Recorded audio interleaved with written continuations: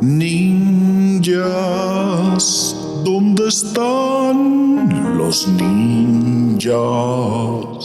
Sensibles, peligrosos y letales.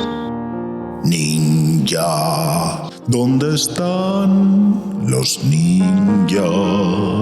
Estoy harto de zombies, vampiros e infectados.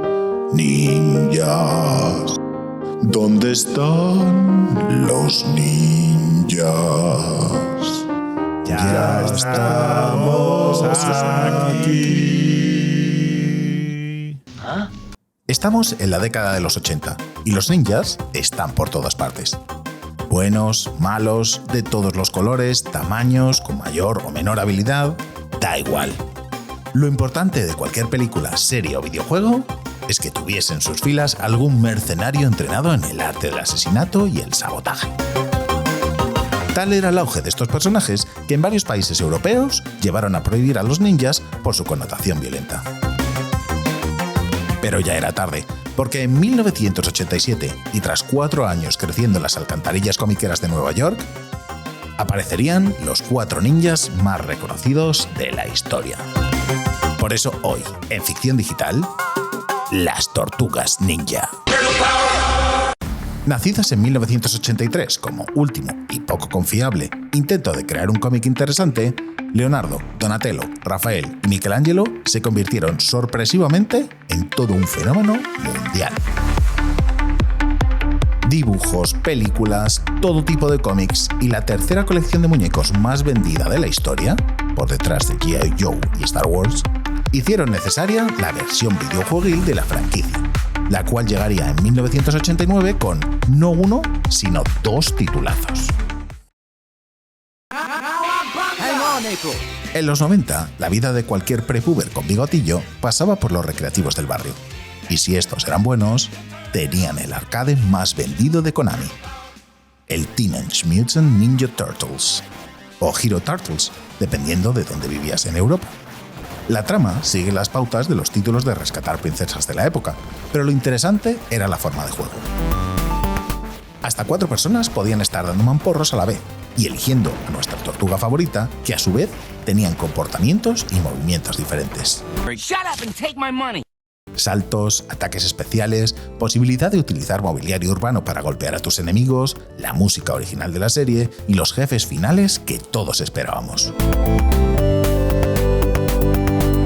Una pasada. Muy poco tiempo después llegaría la versión para la consola del momento, aunque la NES recibiría una versión bastante diferente a la de la recreativa.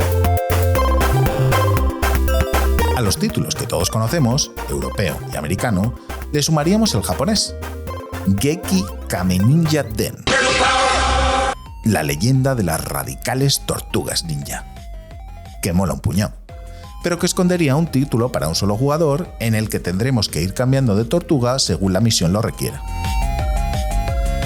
Si alguno de nuestros protagonistas cae en combate, será apresado y no podrá ser utilizado hasta que no se le rescate de las garras del malvado Clan del Pie. La idea sigue siendo la misma. Shredder ha capturado a April O'Neil, pero esta vez tiene un arma capaz de devolver a Splinter a su forma humana. Moviéndose por las calles y alcantarillas de Nueva York, las tortugas irán cambiando de perspectiva y forma de juego para avanzar a lo largo de sus complicadísimos 6 niveles. El éxito fue inmediato, y para finales de 1990, ayudado por la primera película, el cartucho había vendido 4 millones de unidades en todo el mundo. $125 millones para Konami. La tortugamanía había explotado, y el mundo no volvería a ser el mismo. Y es que empezaban a existir diferentes versiones de los héroes conchudos. La original, de los cómics, más violenta y oscura, la de los dibujos, buenista y colorida, y la de la película, una especie de punto medio y bastante más mal hablada. En algunos casos, los orígenes cambiaban, los personajes eran diferentes y tenían historias que variaban. No había internet y nadie entendía nada porque el canon solo era una máquina de fotos. Pero recordemos que eran los 90, y si ahora no se puede pisar un escudo de fútbol, En esa época llevábamos los calzoncillos del Real Madrid. Todo valía, y dependiendo de tu edad o del caso que te hiciesen tus padres, podías disfrutar del Tortugas Ninja 2 Arcade Game, port para la NES del juego de recreativa, o del Tortugas Ninja World Tour, que tampoco estaba mal. Así que la cosa siguió rápidamente con Teenage Mutant Ninja Turtles 2, Splinter Speaks, el Teenage Mutant Ninja Turtles Pizza Drop y nuevos juegos para Game Boy, 2, Pinball, que seguían más menos que más la historia de las nuevas películas y los dibujos. Tal fue el desorden que a la hora de sacar los siguientes juegos para Nintendo, el Tortugas Ninja de Manhattan Project fue nombrado como número 2 en Japón, gracias a que el nombre de radicales Tortugas Ninja del primer título, número 3 en Estados Unidos y nunca vio la luz en Europa, lo que hizo más loco que el siguiente juego de la saga fuese en todos lados Teenage Mutant Ninja Turtles 4, Turtles in Time. Menos en el arcade, que no tenía número, y en UK, que seguían siendo héroes, por si acaso a alguien le daba por pillar un nunchuck.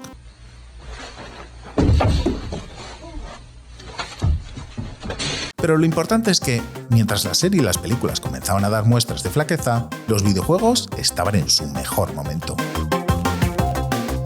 Con un diseño muy cartoon y un estilo de juego que, para qué mentirnos, es el que mejor les viene a los personajes, Turtles in Time supo reunir todo lo que había gustado de la plétora de creaciones alrededor de las tortugas. De nuevo un éxito, y de nuevo en las listas de los mejores beat'em ups de la historia. De hecho, la versión para Mega Drive, que para continuar con la locura se llamó Tortugas Ninja The Hyperstone Heist, está demasiado influenciado por este título. Pero todo lo que sube, baja, y en 1993 decir Cowabunga empezaba a ser sinónimo de recibir una colleja. Los tiempos cambiaban, y en vez de sentarse y disfrutar de un buen recuerdo, Konami decidió innovar con la franquicia y copiar absolutamente todo lo que pudo del éxito del momento.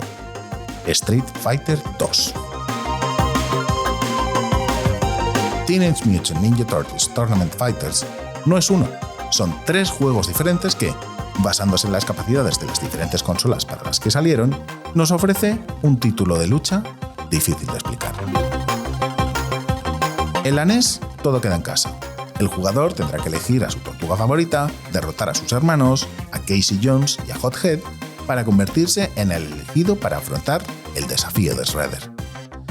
En la versión de Super Nintendo, una historia conocida. Se ha organizado un torneo de lucha callejera, Shredder ha rellenado el formulario de inscripción, por lo que las tortugas tendrán que pagar la cuota pertinente y derrotarlo.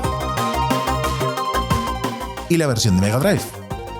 Bueno, pues lo mismo, pero en vez de en Nueva York, en varios planetas de la Dimensión X. We good guys gotta stick together, right?